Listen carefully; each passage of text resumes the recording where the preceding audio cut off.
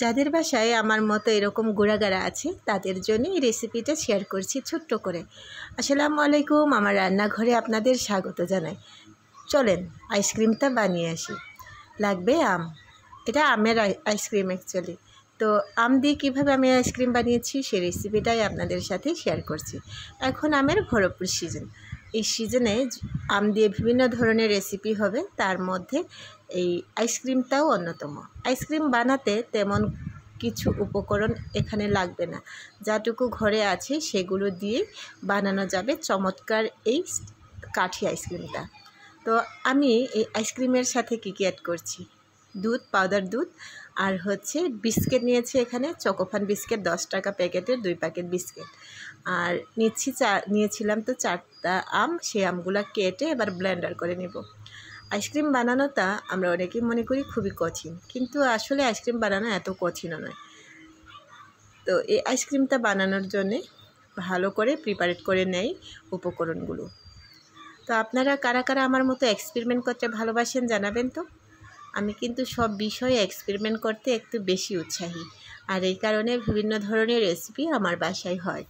তো এই দুধ, আম, বিস্কিট একসাথে খুব সুন্দর করে একদম স্মুথ একটা ব্লেন্ডার করে নেব, ডো বানিয়ে নেব আর কি। আর এখানে আরও অ্যাড করছি অল্প একটু চিনি, 2 চামচের মতো। তো এইটাকে ব্লেন্ডার করে নিয়ে এলাম।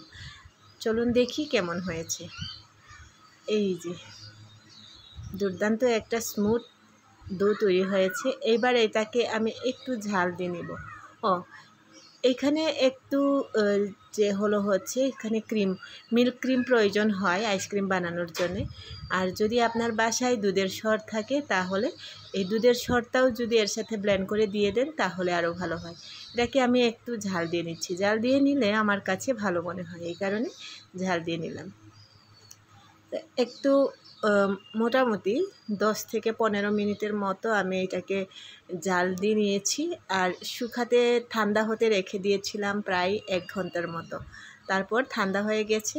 এইবার এই আইসক্রিমগুলো এই যে কিতে মানে আইসক্রিমের যে ট্রে সেখানে দিয়ে এটাকে ফ্রিজিং করতে হবে। তো এই যে এইভাবে ছোট্ট ছোট্ট আনন্দগুলো বাচ্চাদের সাথে যদি ভাগ করে নেওয়া যায় তাহলে বাচ্চাদের মন মানসিকতাও ভীষণ ভালো থাকে। আর এই কারণেই নিজের একটু কষ্ট হলেও সময়টা, যদিও একটু সময় বেশি লাগে, সময় বেশি লাগলেও এগুলো করতে আমার এত বেশি পরিশ্রম লাগে না। তো এবার সবগুলো সাজিয়ে নিলাম। এইটাকে এখন ডিপ ফ্রিজে রেখে দিব আগামী 12 ঘন্টার জন্য। বাচ্চাদের ছোট ছোট চাওয়াগুলো যদি আপনি পূরণ করে দেন তাহলে বাচ্চার মন মানসিকতা খুবই ভালো থাকে। বিশেষভাবে আমার বাচ্চার এরকম অবস্থা হয়, ছোট বাচ্চাটার। তো অ্যাকচুয়ালি ওর জন্যই বানানো। 12 ঘন্টা পরে ফিরে আসছি। চলুন এটাকে এবার উন্মোচন করি। যার জন্যে বানানো সেই এটাকে উন্মোচন করুক। তো দেখি কেমন হয়।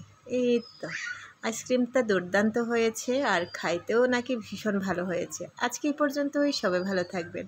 কথা হবে নতুন আরেকটা ভিডিওতে। সেই পর্যন্ত আল্লাহ হাফেজ।